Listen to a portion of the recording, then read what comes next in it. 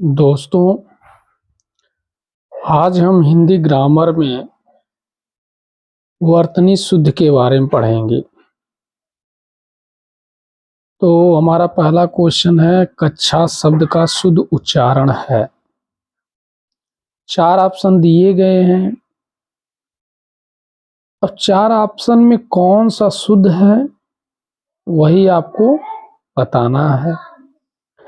कच्छा शब्द का शुद्ध उच्चारण कहसा है, यानी ये तीसरा विकल्प है और यही सही है। अगला जो हमारा क्वेश्चन है वो यही है कि निम्नलिखित में से किस शब्द की वर्तनी अशुद्ध है। अब अशुद्ध है वो आपको बताना है। जैसे आप देख रहे हैं, सी है उज्जवल है, डी है अध्यात्म, बी है श्रृंगार। ये तीनों जो विकल्प हैं, सी बी डी, ये तीनों विकल्प शुद्ध हैं, लेकिन अशुद्ध क्या है वो है ज्योत्सना। अब अशुद्ध है तो ये शुद्ध क्या होगा?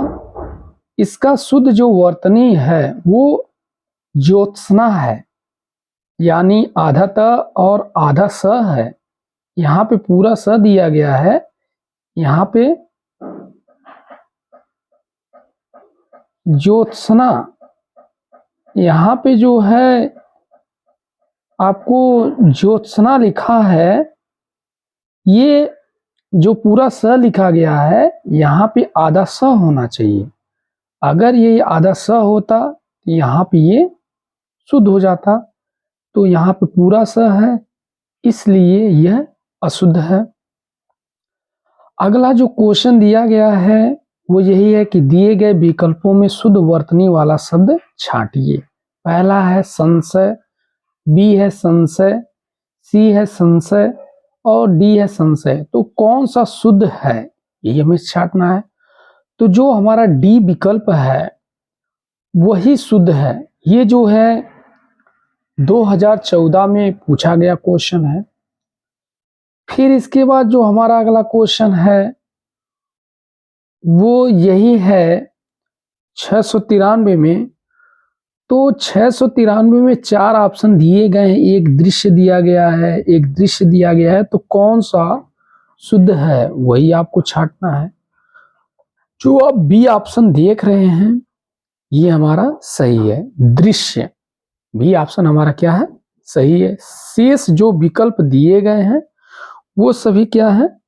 अशुद्ध हैं। इसके बाद अगला 694 का देखिए कैसे क्वेश्चन आता है।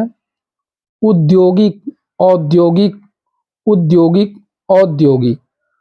तो इसमें से कौन सा क्वेश्चन यानी कौन सा विकल्प सही है? वो विकल्प है बी, औद्योगिक शुद्ध वर्तनी वाला शब्द है, जो अन्य विकल्पों की वर्तनी से अशुद्ध है। वर्तनी की दृष्टि से अशुद्ध शब्द है ज्योत्सना, देख रहे हैं ये शुद्ध है। भास्कर, ये क्या है?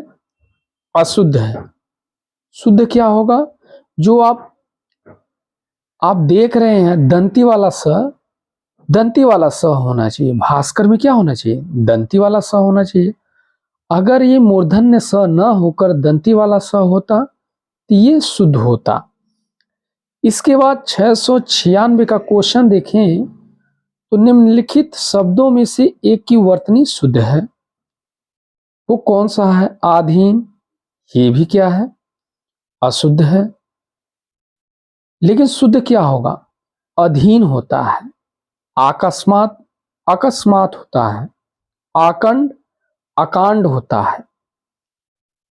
तो यहाँ पे हम आपको जो दिए गए क्वेश्चन हैं वो शुद्ध अशुद्ध पर आधारित क्वेश्चन पूछे जाते हैं। अब इसके बाद अगला जो क्वेश्चन बढ़ते हैं वो है निम्नलिखित शब्दों में से एक की वर्तनी शुद्ध है। तो शुद्ध कौन सा है? 697 वाले में देखेंगे ऑप्शन ए है आभ्यंतरिक, अत्याधिक, निरोग, निरपराधिनी।